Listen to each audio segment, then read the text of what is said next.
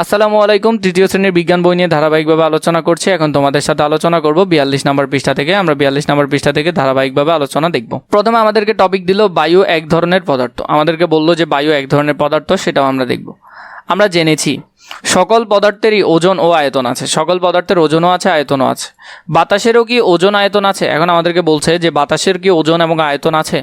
নিচের কাজটির মাধ্যমে জানার চেষ্টা করি বাতাস একটি পদার্থ কিনা। তাহলে নিচের একটা কাজ করব, সেটার মাধ্যমে আমরা জানবো আসলে বাতাস কি একটা পদার্থ নাকি না। বাতাস কি একটি পদার্থ? কাজ, বাতাসের ওজন ও আয়তন আছে কি না তা যাচাই করি।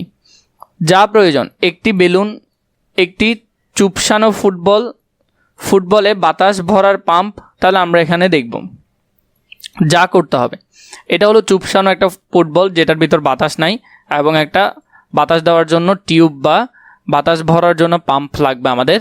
1 নাম্বার, নিচের ছকের মতো একটি ছক তৈরি করি। নিচে ছকের মতো একটা ছক তৈরি করব। 2 নাম্বার, ফু দিয়ে বেলুনটি ফোলাই। আমরা কি করব? বেলুনটা ফু দিয়ে ফোলাবো।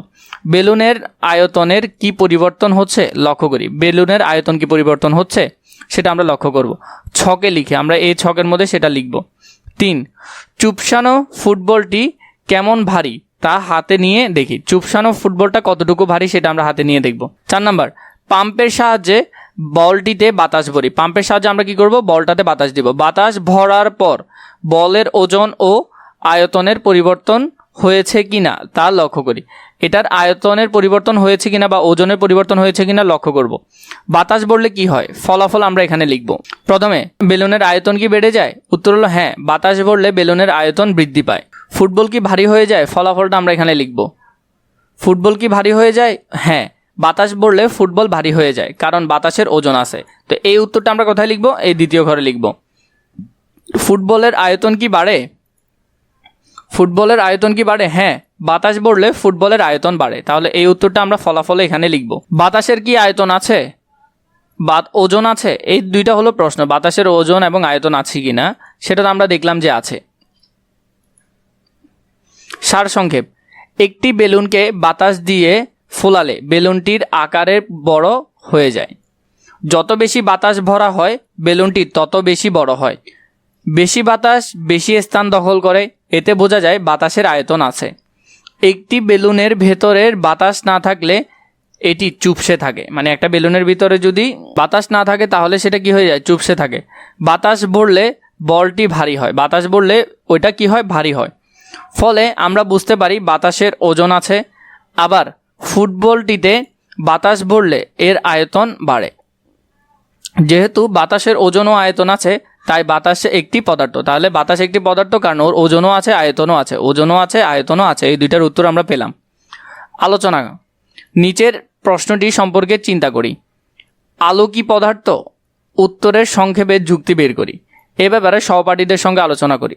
প্রশ্ন কি? আলো কি পদার্থ কিনা। তাহলে এখান থেকে আমরা যেটা পেলাম, আলো কি পদার্থ? উত্তর যদি বলা হয় তাহলে আলো পদার্থ নয়। বিশেষ ক্ষেত্রে বা সরাসরি আলোকে কোনো পদার্থ বলা যায় না। অন্যভাবে সেটার একটা আনসার হতে পারে, কিন্তু সাধারণত আলো কোনো কি নয়? পদার্থ নয়। তাহলে তোমরা এখান থেকে মনে রাখবে নয়। তোমরা এটা মনে রাখবে, আলো পদার্থ নয়। 4 নম্বরে যদি দেখি, পদার্থের আকৃতি। আকৃতি কি? কাজ, আকৃতির মিল খুঁজে বের করা। যা করতে হবে, 1, নিচের ছবিতে দুটি সারি বা লাইন দেখতে পাচ্ছি। উপরের সারিতে 4টি আকৃতির ছবি ও নাম দেওয়া আছে, আর নিচের 4টি বস্তুর ছবি এলোমেলোভাবে করে দেওয়া আছে। উপরের কোনো আকৃতির সঙ্গে নিচের কোনো বস্তুর মিল আছে?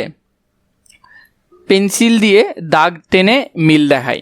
তাহলে এখানের মধ্যে দেখব উপরের আকৃতির সাথে নিচের কোনোটার আকৃতির মিল আছে কিনা সেটা আমরা পেন্সিল দিয়ে দাগ টানবো। যেমন এটার সাথে আমরা যদি দেখি তাহলে কিউবের একটা আকৃতিগত মিল আছে। এরপরে আমরা যদি এখানে এটার সাথে দেখি, এটার সাথে এটার একটা মিল আছে, এটার সাথে এটার একটা মিল আছে, এটার সাথে এটার একটা মিল আছে। এগুলো আকৃতিগত কিছুটা মিল আছে, আমরা সেটা দেখতে পাচ্ছি। ঘনকার, গলীয়, বেলনাকার, এরপরে হলো যে শুষ্কাকার।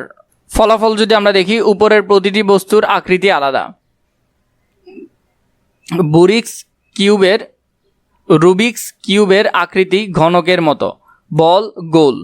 কোমল পানীয়ের ক্যানটি দেখতে সিলিন্ডারের মতো। চিত্রের আইসক্রিমের আকৃতি কোন আকৃতির?